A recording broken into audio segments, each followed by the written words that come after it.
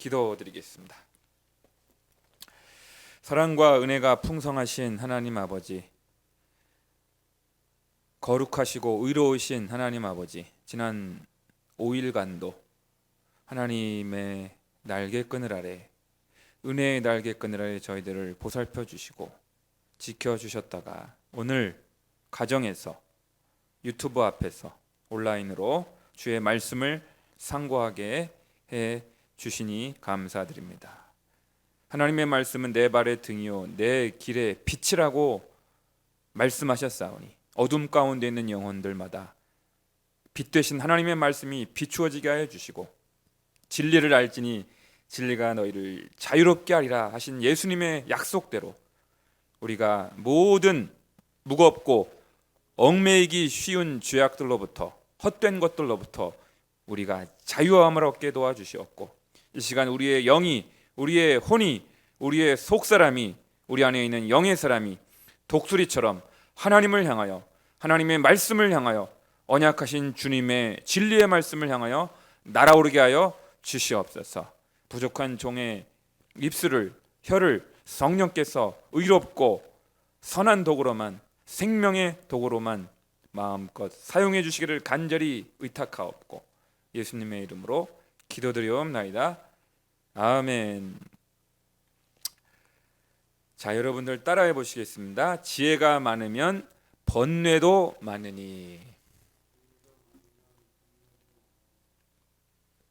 마지막 18절에 있는 그 구절의 일부를 설교 제목으로 삼고 이 시간 하나님의 말씀을 대언하도록 하겠습니다. 최근 학계에서는 전도서의 저자가 솔로몬이다, 아니다 라는 논쟁이 뜨겁습니다만, 분명한 것은 인류 역사상 솔로몬에게는 그 누구도 필적할 수 없는 전무후무한 지혜가, 엄청난 지혜가 주어졌다는 점은 그 누구도 부인할 수가 없을 것입니다. 그렇다면요, 솔로몬에게 허락하신 그 지혜는 도대체 어느 정도였는지 열왕기상 4장 29절부터 34절을 통하여 여러분들과 제가 함께 확인해 보도록 하겠습니다. 열왕기상 4장 29절 말씀으로 한번 여기 전도서 책갈피 하시고 찾아가 보겠습니다. 열왕기상 4장 29절부터 34절은 구약성경 517쪽에 있습니다. 제가 가진 성경 517쪽, 열왕기상 4장 29절부터 34절까지 제가 한번 봉독해 드리도록 하겠습니다. 하나님이 솔로몬에게 지혜와 총명을 심히 많이 주시고 또 넓은 마음을 주시되 바닷가에 모래같이 하시니 솔로몬의 지혜가 동쪽 모든 사람의 지혜와 애굽의 모든 지혜보다 뛰어난지라. 그는 모든 사람보다 지혜로워서 에스라 사람 에단과 마올의 아들 헤만과 갈골과 다르다보다 나음으로 그의 이름이 사방 모든 나라에 들렸더라.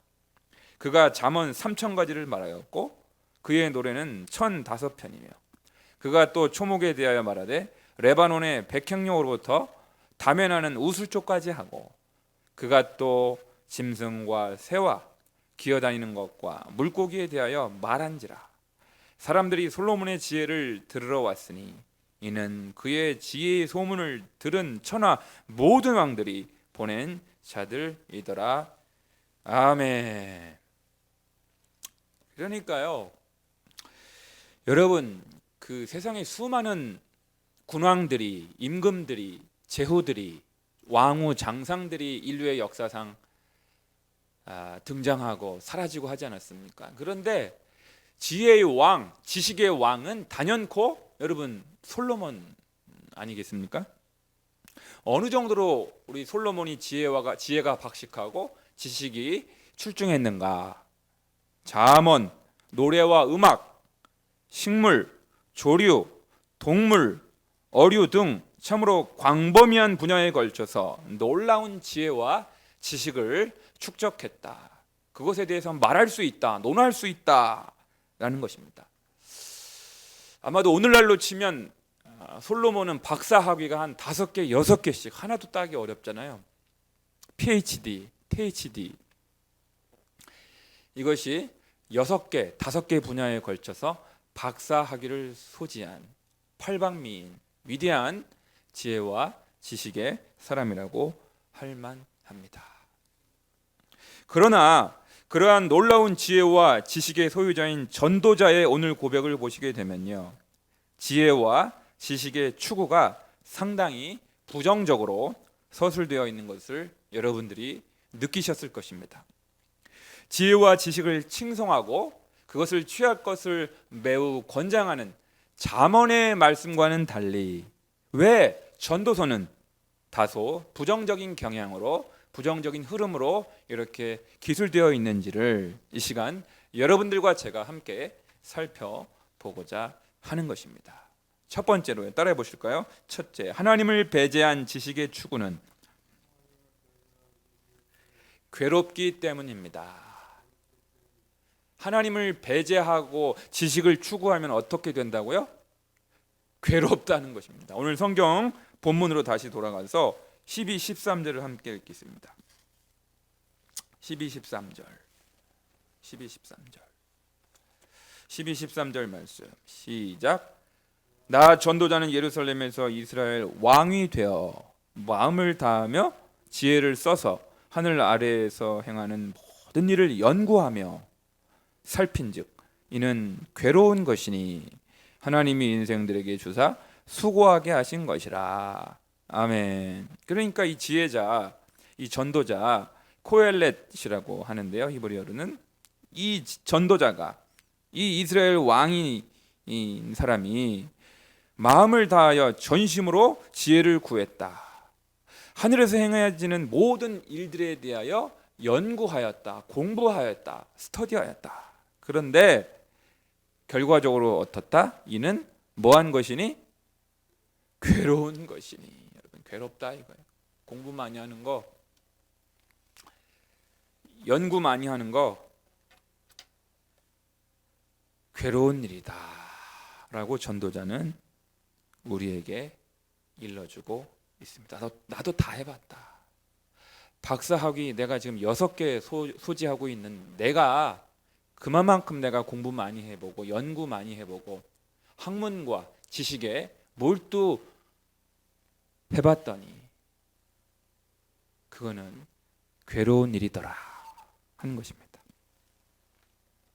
엄청나게 지혜와 지식을 추구하며 애를 써 보았지만 그 수고는 그저 괴로울 뿐이라는 것입니다. 괴롭다, 곤고하다. 이 구절을 묵상해 볼 때 여러분 뭐가 떠오르십니까? 저는 그 본문이 떠오르더라고요. 우리 신약에 와서 여러분 그 예수님과 함께 동고동락했던 한솥밥을 먹었던 그 예수님의 12 제자들이 그만 예수님이 십자가에 붙잡히고 로마 군병들에게 붙잡혀서 십자가에 못 박혀 죽을 형편이 되니까, 허무하게 죽을 형편이 되니까 예수님의 제자들이 다 어떻게 했죠? 다 예수님을 배반하고 도망쳐 버렸습니다. 스승을 배반하고 도망쳐 버렸죠.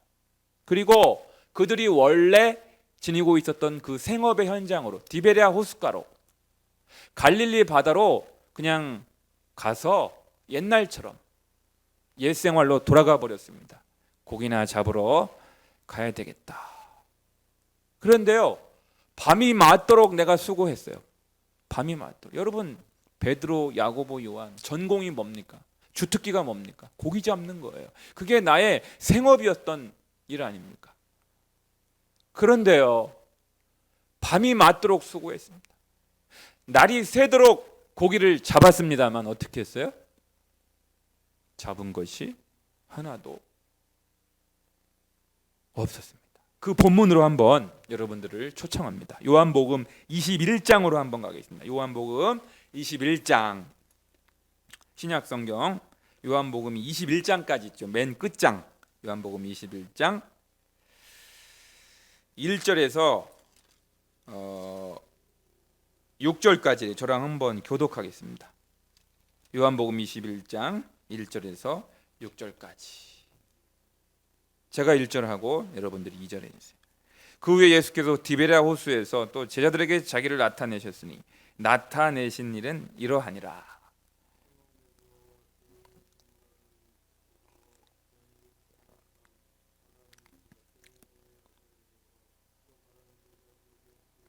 시몬 베드로가 나는 물고기 잡으러 가노라 하니 그들이 우리도 함께 가겠다 하고 나가서 배에 올랐으나 그날 밤에 아무것도 잡지 못하였더니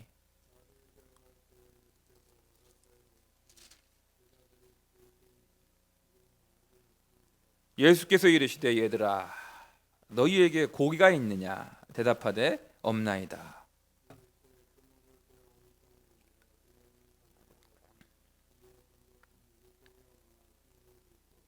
아멘.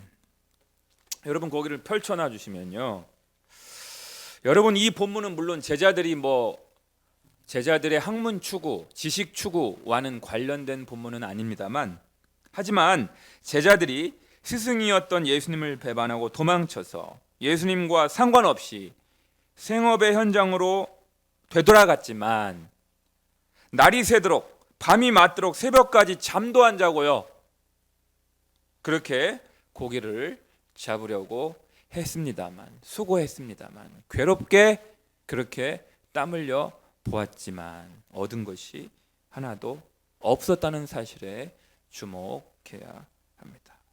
이것은 우리에게 무엇을 가르쳐 주시는 겁니까? 예수님 없는 인생, 예수님 없는 학문 탐구, 학문 연구, 예수님 없는 생업은 아무것도 얻은 것이 없는 채 그저 시간과 수고만 허비하고 공허할 뿐이라는 사실입니다. 아무것도 손에 얻은 것이 없다라는 사실입니다. 또한 여기서 놀라운 사실이 있습니다. 여러분 그 본문에 예수님이 5절에서 제자들에게 이르시죠. 얘들아 너희에게 뭐가 있느냐?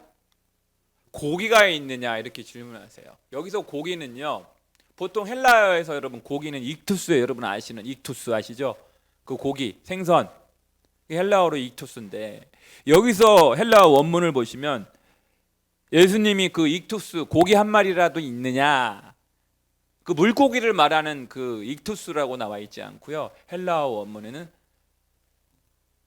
프로스파기온이라는 헬라어를 씁니다. 프로스파기온. 이건 무슨 뜻이냐면 먹을 것이라고 번역될 수도 있고요, 가장 귀한 것이라고 번역할 수 있는 낱말입니다. 한번 따라해 볼까요? 프로스파기온, 가장 귀한 것. 여러분 그러니까요, 예수님이 없이 살아가는 삶은 아무리 학문을 추구하고 지식을 추구하고 아무리 생업에 열심을 품고 성실하게 살아간들 그러한 삶은요, 가장 좋은 것, 가장 귀한 것을 놓쳐버리는 삶이라는 겁니다. 어리석은 삶이라는 거예요. 가장 좋은 것 되시는, 가장 귀한 분 되시는 예수 그리스도와 상관없이 예수 그리스도를 배제한 채, 예수님을 멀리 떠난 채 살아간다면 아무리 열심히 살아가고 아무리 성실하게 살아가고 아무리 밤이 맞도록 수고하고 땀을 흘려 보아도, 지식을 추구해 보아도, 학문을 연구해 보아도 그것은 아무것도 아니라는 것입니다. 먹을 것이 하나도 없다는 것입니다. 손에 잡힌 것이 아무것도 없다는 거예요. 가장 귀한 것을 놓쳐버리는 삶, 어리석은 삶에 불과하다는 사실입니다. 그러니까 여러분 가장 귀한 분이 누구세요? 주 예수보다 더 귀한 것은 없네. 이 세상 명예와 바꿀 수 없네. 그러니까요, 이 세상에서 가장 귀한 분 되시는 예수 그리스도를 나의 구주로, 주님으로, 스승으로, 구원자로 모시지 아니하면 아무리 박사 학위를 5개, 6개, 10개를 내가 학위를 땄다 하더라도 그것은 아무것도 아닌 인생이 되고 만다 하는 것입니다. 잡은 것이 하나도 없다라는 것입니다. 먹을 것이 하나도 없다는 것입니다. 알맹이가 빠져버린 속빈 강정과 같은 인생이 될 수밖에 없다라는 사실입니다. 누가 없으면요, 여러분의 인생 속에서 예수님이 계시지 않는다면, 여러분의 인생의 왕좌에 예수님을 왕으로, 주님으로, 스승으로, 보호자로, 인도자로, 공급자로 모시지 않고 살아간다면 그리 된다는 것입니다. 하지만 예수님과 인격적으로 관계를 맺고 예수님과 개인적으로 친밀해지며 기꺼이 예수님의 명령에 순종하는 삶을 살아갈 때, 기꺼이, 여러분, 아니 그렇게 할 수도 있잖아요. 예수님 나한테 명령하지 말라고, 내가 잔뼈가 굵은 갈릴리 바다에 내가 어부 출신인데 나보고 어디다 여기다 저기다 고기 잡으라고, 그물을 던지라고 당신이 나에게 그렇게 명령할 자격이 되냐고, 나보다 낫냐고, 이렇게 될 수도 있단 말이죠. 아니죠. 아닙니다. 예수님이 시키는 대로 제가 그물을 던지겠습니다. 예수님의 명령에 제가 순종하겠습니다. 그렇게 살아가는 인생. 그랬더니 어떻게 됐어요? 만선의 축복, 고기가 막 그물이 찢어질 정도로, 여러분 놀라운 기적을 체험하지 않았어요? 그러니까 가장 복된 인생을 살아가려면, 가장 풍성한 인생, 영적으로든지 육적으로든지 풍성하고 복된 삶을 살기를 원한다면, 성공적인 삶을 살기를 원한다면, 형통한 인생을 살기를 원한다면 누구랑 관계를 맺어야 돼요? 누구랑? 예수님과 관계를 맺어야 돼요. 예수님과 친밀해져야 돼요. 예수님이 시키는 대로 순종하고 복종하고 그분의 권위 앞에 엎드려 주여 나를 떠나소서 나는 죄인이로소이다 하면서 온전히 주님 앞에 굴복하고 주님 앞에 엎드리고 주님을 왕으로 모시고 주님의 통치를 받는, 주님의 다스리심을 받는 참된 그리스도인으로 살아갈 때, 그것이 풍성한 삶을 누리게 되는, 보람 있고 의미 있는 삶을 살아가게 되는 가장 확실한 비결이 되는 줄을 여러분들이 꼭 믿으시기를 바랍니다. 아멘. 두 번째로 따라해 보실 거예요. 하나님을 배제한 지식의 추구는 무기력하기 때문입니다. 여러분 오늘 본문으로 다시 돌아가 보겠습니다. 전도서 14, 15절을 함께 읽습니다. 14, 15절 시작. 내가 해 아래에서 행하는 모든 일을 보았노라. 보라, 모두 다 헛되어 바람을 잡으려는 것이로다. 구부러진 것도 곧게 할 수 없고 모자란 것도 셀 수 없도다. 여러분 우리가 지혜를 연마하고 지식을 추구하고 학문을 추구하고 몇 개의 박사학위를 내가 소지해 본들 구부러진 것도 곧게 할 수 없다는 거예요. 구부러진 것도 곧게 할 수 없는 그런 유한한 것뿐이고 한계가 있고 무기력하다는, 전능한 존재가 될 수 없다라는 거예요. 여러분 지식과 정보가 눈부시게 발달한 오늘날의 모습을 보십시오. 인터넷, 유튜브, 컴퓨터, 인공지능, AI 등등 어마어마한 정보와 지식의 바다에 우리가 떠다니고 있지만, 여러분 우리의 세상은 어때요? 우리의 세상은 더 악해져 가고 인간의 죄악과 범죄는 더 교묘해지며 부정과 불법은 날로 더 기승을 부리고 있지 않습니까? 세상이 더 나아져야 되는데, 이렇게 여러분 이렇게 과학과 기술과 의학이 발달한 이 21세기에 이 초반부에 이렇게 전염병 하나가 터져가지고 여러분 전 세계가 지금 셧다운이 되었잖아요. 우리나라는 뭐 말할 것도 없고 미국, 유럽 여러분 꼼짝마 하고 있지 않습니까? 꼼짝마. 전염병 하나 터져가지고 전 세계가 비행기도 못 뜨고 난리가 나버리고 말았습니다. 인간이 그렇게 지혜를 자랑하고 지식을 자랑하고 과학과 기술을 그렇게 발달했다고 진보했다고 그렇게 자랑하던 인간에게 전염병 하나가 터지고 나니 여러분 꼬리를 내리고 있잖아요. 꼬리를 내리고 있잖아요. 아무것도 아닌 존재가 되어버리고 말았습니다. 그러니까 여러분 지혜를 자랑하고 지식을 자랑하고 학문을 자랑하고 박사학위를 자랑하는 것이 얼마나 하나님 앞에서 어리석은 행위인지 모르는 것입니다. 따라해 보시죠. 자랑하는 자는 주 안에서 자랑할지니라. 할렐루야. 여러분 우리는 애굽에서 놀라운 지혜와 지식과 기술을 터득했던 구약의 모세를 한번 여러분 기억해 보시기 바랍니다. 모세는요 애굽 공주의 아들로 입양되어 당시 세계 최강 눈부신 애굽의 문물과 학문과 기술을 익혔습니다만 애굽에서 엄청난 부와 명예, 권력도 다 누려봤지만 그가 여러분 나이 40세에 한 일이 무엇입니까? 여러분 성경을 한번 봐주세요. 출애굽기 2장 11절부터 15절까지로 한번 들어가. 출애굽기 2장으로. 출애굽기 2장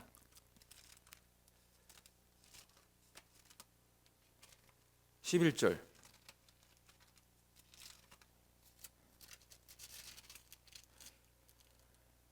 83쪽 찾으셨어요? 출애굽기 2장 11절부터 15절까지 우리 같이 15절을 한꺼번에 같이 읽겠습니다. 시작.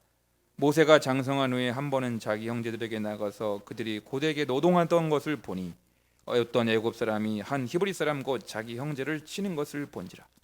좌우를 살펴 사람이 없음을 보고 그 애굽 사람을 쳐 죽여 모래 속에 감추니라. 이튿날 다시 나가니 두 히브리 사람이 서로 싸우는지라.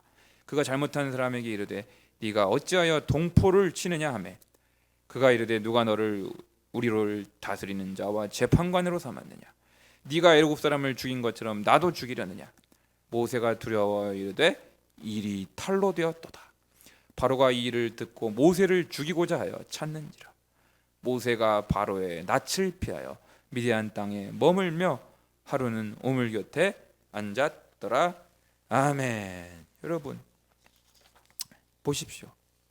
모세는요 자기 동족이 학대받는 모습을 보고 분을 참지 못하여 민족주의가 발동하여서 애국심이 발동하여서 동포에 대한 사랑이 발동하여서 분을 참지 못하여 애굽 사람을 쳐 죽이고 모래에 암매장하는 살인자로 전락하고 말았습니다. 애굽에서 배운 그 엄청난 지혜와 지식이 기술이 인간 안에 도사리고 있는 자기 안에 도사리고 있던 혈기 하나를 제어할 수 없었던 것입니다. 그것이 바로 하나님 없는 지혜의 한계, 하나님 없는 지식의 무기력함인 것입니다.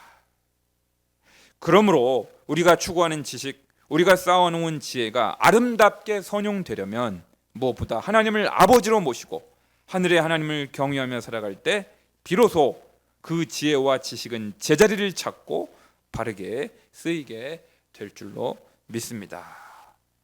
아멘. 세 번째로 따라해 보시겠습니다. 하나님을 배제한 지식의 추구는 번뇌를 더하기 때문입니다. 오늘 본문 16절부터 18절까지 석절을 다 같이 한 목소리로 읽겠습니다. 시작. 내가 내 마음속으로 말하여 이르기를 보라, 내가 크게 되고 지혜를 더 많이 얻었으므로 나보다 먼저 예루살렘에 있던 모든 사람들보다 낫다 하였나니 내 마음이 지혜와 지식을 많이 만나 보았음이로다. 내가 다시 지혜를 알고자 하며 미친 것들과 미련한 것들을 알고자 하여 마음을 썼으나 이것도 바람을 잡으려는 것인 줄을 깨달았도다. 지혜가 많으면 번뇌도 많으니 지식을 더하는 자는 근심을 더하느니라. 아멘. 여러분, 남들보다 더 지혜와 지식을 추구하였더니 인생이 좀 편해지고 충만하여지며 생의 보람이 느껴질 줄 알았는데 정반대의 현상이 나타나고 말았다는 것입니다. 지혜와 지식을 추구하며 살았는데 번뇌와 근심만이 많아지게 되었다는 것입니다. 이 얼마나 불행한 일입니까?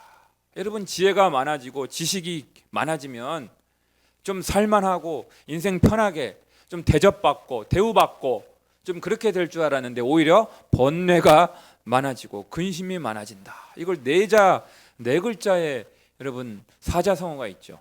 배운 사람이 더 근심이 많다. 뭐죠? 식자우환이라는 말이 나오지 않아. 식자우환. 학식이 있는 것이 도리어 근심을 사게 된다라는 말입니다.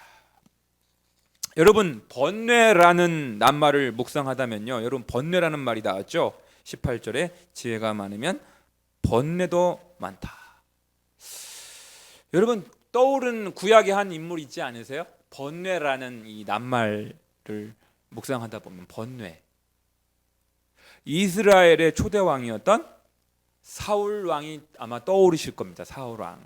사울 왕은 왕이라는 신분이 있었지만 얼핏 부귀 영화를 한껏 누릴 수 있었던 부러운 자리일런지 모르겠지만 그런데요, 그에게는 남모르는 그 마음을 괴롭히고 번뇌케 하는 정신적 문제, 정서적 문제, 영적 문제가 있었습니다. 그게 사무엘상 16장 14절과 15절에 나와 있습니다. 여러분 한번 찾아보겠습니다. 사무엘상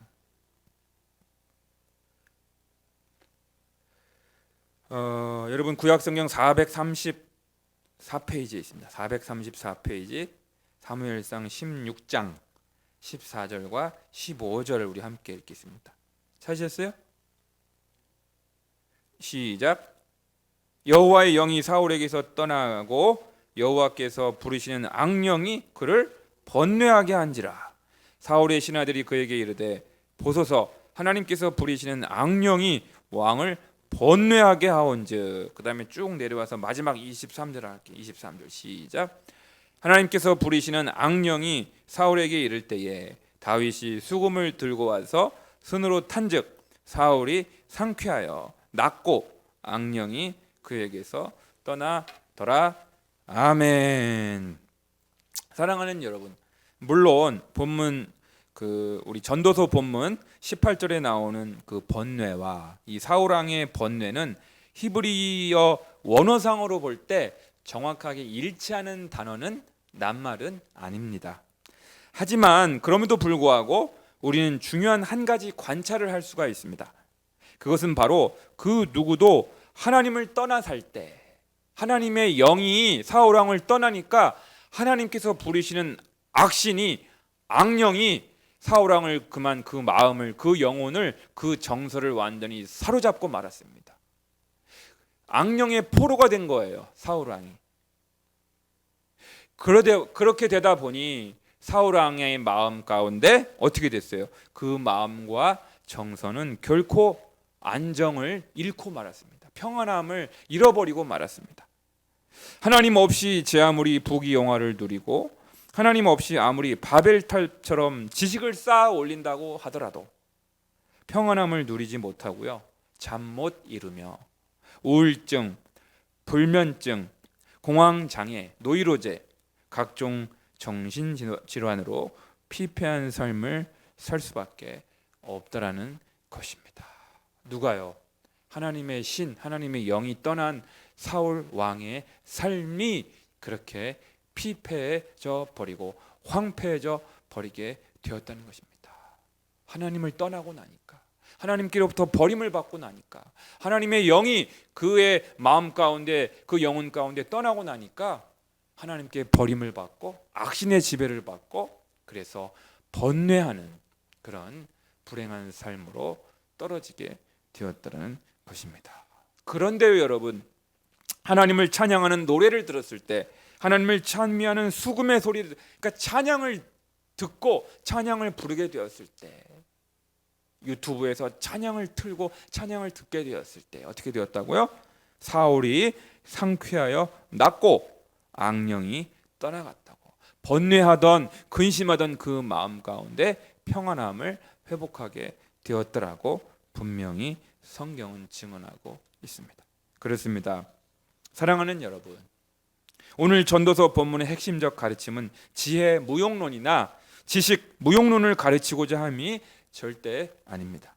자녀들을 세상 학교에는 보내지 말고 오직 신학교에만 보내라는 뜻도 아닙니다. 세상의 인터넷이나 유튜브의 수많은 정보들과 학문적 성과들과 그저 담을 쌓고 오로지 성경만 읽으라, 성경만 배워라고 제가 설교하는 것도 아닙니다. 아이들을 대학에도 보내지 말고 수능 시험도 치르게 하지 말고 오직 집에서 성경만으로 홈스쿨링만 하게 하라는 것도 아닙니다. 왜냐하면요, 저명한 영성가요 작가이며 가톨릭 사제였던 헨리 나우엔이 이렇게 말합니다. 한번 따라해 보실까요? 하나님의 입에서 나오는 모든 말씀으로 사는 자에게 세속적인 문헌이란 없다. 이거는 외울 수 있는 분은 외우시면 좋겠어요. 하나님의 입으로 나오는 모든 말씀으로 살아가는 자에게는 세속적인 문헌이란 없다. 이것은 성경적인 지식, 이것은 세속적인 지식. 이렇게 우리가 이렇게 두부 자르듯이 이분법적으로 성경적인 지식은 선하고 세상적인 지식은 악하다, 이렇게 이분법적으로 구분하고 살아가는 삶이 좋은 것이 아니라 하나님의 입으로 나오는 모든 말씀으로 성경의 말씀을 우선에 두고 살아가는 자에게는 세상의 모든 지식이, 세상의 모든 학문이, 세상의 모든 지혜가 유용하게 쓰일 수가 있다라는 사실이에요. 필요하다는 사실이에요. 버리지 말라는 거예요. 버릴 것이 없다라는 것입니다. 우선 단 전제 조건이 있어요. 우선순위만 분명하다면 먼저 그 나라와 그 의를 구하라. 그리하면 이 모든 것을 너희에게 더하시리라. 마태복음 6장 33절의 말씀대로 여러분들의 삶의 우선순위만 분명하다면 얼마든지 세상의 지식과 세상의 학문과 세상의 모든 그런 기술들을 마음껏 사용하고 하나님의 나라와 하나님의 의를 위하여 좋은 일에, 복음 전하는 일에 사용해도 좋다, 괜찮다, 이렇게 말씀하고 있는 것입니다. 위대한 그리스도교 영성고전 중 하나인 리처드 백스터 목사님께서 참 목자상이라는 책에서 이렇게 말합니다. 하나님을 찾기 위한 목적이 아니라면 아무리 고상한 학문이라도 연구할 가치가 없습니다. 하나님이 역사 안에 나타난 대로 하나님을 찾고 그분을 기리며 그분께 경의를 표하고 그분을 사모하고 그분 안에서 기뻐하는 것이 가장 참되고 숭고한 공부입니다. 하나님도 이를 거듭 말씀하셨습니다. 하나님이 공부의 목적이요 대상이요 핵심이 되실 때 비로소 여러분의 공부는 성결한 것이 됩니다. 그렇습니다. 중요한 것은 우선순위의 문제입니다. 왜냐하면 잠언 1장 7절은 우리에게 분명히 가르칩니다. 여호와를 경외하는 것이 지식의 근본이거늘 미련한 자는 지혜와 훈계를 멸시하느니라. 아멘. 아멘. 뭐가 지식의 근본이라고요? 아멘. 여호와를 경외하는 것이 지식의 근본이다. 그 바탕 위에 그렇게 뿌리를 튼튼히 할 때 그 다음부터 여러분들의 은사와 달란트와 직업을 존중하여 마음껏 여러분들이 은사를 꽃피우고 직업을 꽃피우고 세상의 학문과 기술과 지식을 연마하고 그것을 하나님 나라를 위해서 유용하게 사용하라 하는 것입니다. 결국 하나님과의 인격적인 관계가 먼저 형성되어야 한다는 것입니다. 먼저 하나님을 경외하는 삶을 배워서 습관으로 형성해야 된다는 것입니다. 하나님을 아는 지식이 가장 고상하기 때문입니다. 그러므로 무엇보다 주일에는 하나님을 예배하고 평일에는 열심히 세상 학문도 배우며 지식을 쌓아가라는 것입니다. 하루의 첫 아침을 20분이라도 꼭 하나님의 말씀을 묵상하며 주님의 음성을 듣고 그분과 친밀히 교제하며 동행하며 시작하라는 것입니다. 그러고 나서 나머지 시간을 하나님의 임재 가운데 맡겨진 삶의 자리에서 직업의 자리에서 그 사명을 성실하게 수행하며 살아가라는 것입니다. 그리할 때 생애의 의미와 보람을 찾게 되고 세상이 줄 수 없는 평안 가운데 다윗처럼 날마다 찬양의 삶을 살아가게 될 줄로 믿습니다. 기도하겠습니다.